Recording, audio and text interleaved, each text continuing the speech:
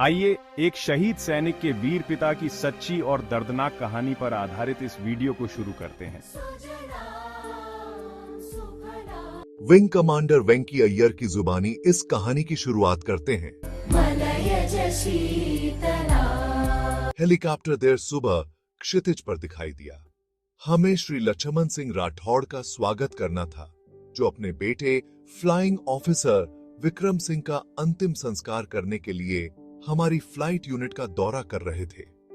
एक दिन पहले ही मैंने उन्हें टेलीग्राम भेजा था, यह बताते हुए बहुत दुख हो रहा है कि आपके बेटे फ्लाइंग ऑफिसर विक्रम सिंह की आज सुबह एक उड़ान दुर्घटना में जान चली गई। उनका मौके पर ही देहांत हो गया।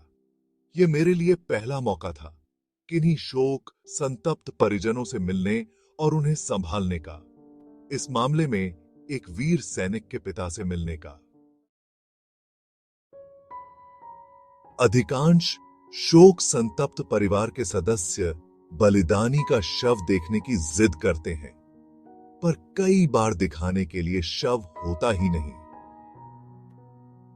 फ्लाइंग ऑफिसर विक्रम सिंह राठौड़ के शरीर के अवशेष केवल कुछ किलोग्राम के थे, जो कॉकपिट में बचे हुए अवशेषों से किसी तरह खुरच के निकाले गए थे। हमें उस लकड़ी के ताबूत को लकड़ी और मिट्टी से भरना पड़ा ताकि वो कुछ भारी हो जाए। हमने श्री लक्ष्मण सिंह राठौड़ को सीढ़ी से उतरने में मदद की। पायलट ने हेलीकॉप्टर को एकदम सही लैंडिंग पर पहुंचाया। एकदम शांत चित्त, संयमित, बेदाग सफेद धोती कुर्ता पहने हुए वह एक छोटा सा और कमजोर सा आदमी था, शायद 80 साल का होगा। जैसे ही मैं उनके पास पहुंचा, उन्होंने शांत और सम्मानजनक पर धीमी सी आवाज में पूछा, क्या आप फ्लाइट कमांडर वेंकी हैं? मैंने जवाब दिया, जी श्रीमान। वे बोले, विक्रम ने मुझसे आपके बारे में बात की थी। मैं आपसे 1 मिनट अकेले में बात करना चाहता हूं।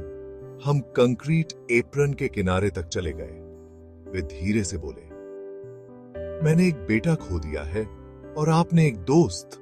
मुझे विश्वास है कि आपने अंतिम संस्कार की व्यवस्था में बहुत सावधानी बरती है। कृपया मुझे बताएं कि आप कब और कहां मेरी उपस्थिति चाहते हैं और आप मुझसे क्या करवाना चाहते हैं। मैं हर चीज के लिए वहां मौजूद रहूंगा। बाद में मैं विक्रम के दोस्तों से मिलना चाहूंगा, उसका कमरा देखना चाहूंगा और यदि अनुमति हो तो उसके ऑफिस भी जाना चाहूंगा। फिर मैं कल सुबह घर लौट जाऊंगा। कोई सैनिक कमांडर भी मुझे इससे स्पष्ट निर्देश नहीं दे सकता था।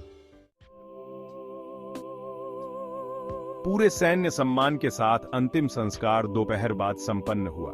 लास्ट पोस्ट की अंतिम गूंज फीकी पड़ने के बाद लक्ष्मण सिंह ने शाम को स्क्वाड्रन पायलटों से बात करते हुए बिताई।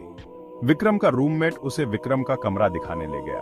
लक्ष्मण सिंह ने उस गेस्ट हाउस के बजाय अपने बेटे के कमरे में रात बिताने की इच्छा जताई, जो हमने उनके लिए आरक्षित किया था। स्क्वाड्रन क्षेत्र के दौरे के बाद अगली सुबह मेरे बॉस उन्हें अपने कार्यालय में ले गए। थोड़ी देर बाद स्टाफ कार लक्ष्मण सिंह जी को 2 घंटे दूर सिविल एयरफील्ड ले गई।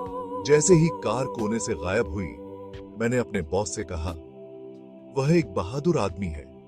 उसने मुझसे एक फौजी जनरल की तरह बात की जब उन्होंने मुझे बताया कि यहां रहने के दौरान उन्हें हमसे क्या अपेक्षा थी। मैंने ऐसे अवसर पर इससे अधिक शांतचित्त व्यक्ति कभी नहीं देखा।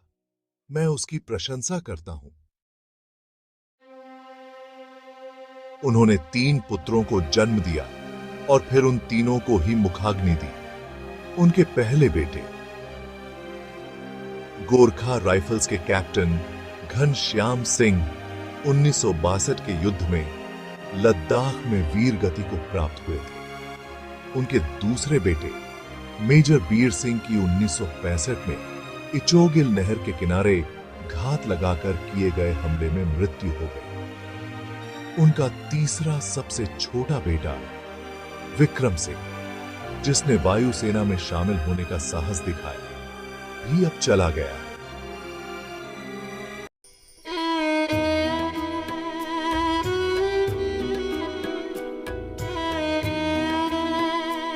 हमारे देश की रक्षा के लिए हम सभी ने मिलकर भी जितना योगदान दिया है उससे अधिक लक्ष्मण सिंह राठौड़ ने दिया है। हाँ, वह सचमुच एक बहादुर भारतीय हैं।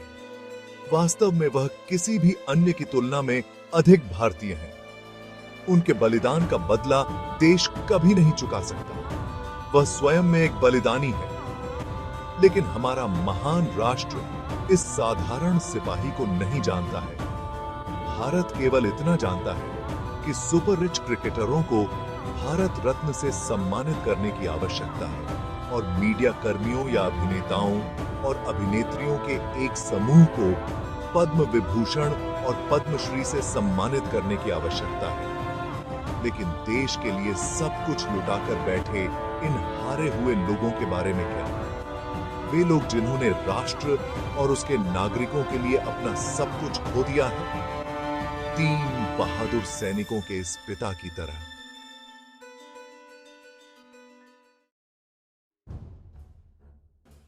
कृपया इस वीडियो को हर एक राजनेता, नौकरशाह और हर एक उस भारतीय नागरिक तक पहुंचाएं जिनके परिवार का कोई सदस्य सशस्त्र बलों में नहीं है। कम से कम हम इस पिता को अपनी एकमात्र श्रद्धांजलि के रूप में इतना तो कर ही सकते हैं। स्कूली पाठ्यक्रम में शामिल की जानी चाहिए यह कहानी। अपने बच्चों को सुनाइए ये कहानी। उनको बताइए कि ये कोई कहानी नहीं बल्कि एक सत्य घटना है। वीर पुत्रों के वीर पिता। देश उनका ऋण कैसे चुकाएगा हम नहीं जानते, लेकिन हम केवल प्रार्थना कर सकते हैं। जो लोग पत्थरबाजों का समर्थन करते हैं उन्हें यह वीडियो जरूर देखना चाहिए। हमारे सभी सांसदों तक भी यह वीडियो जरूर पहुंचाएं। धन्यवाद। जय हिंद।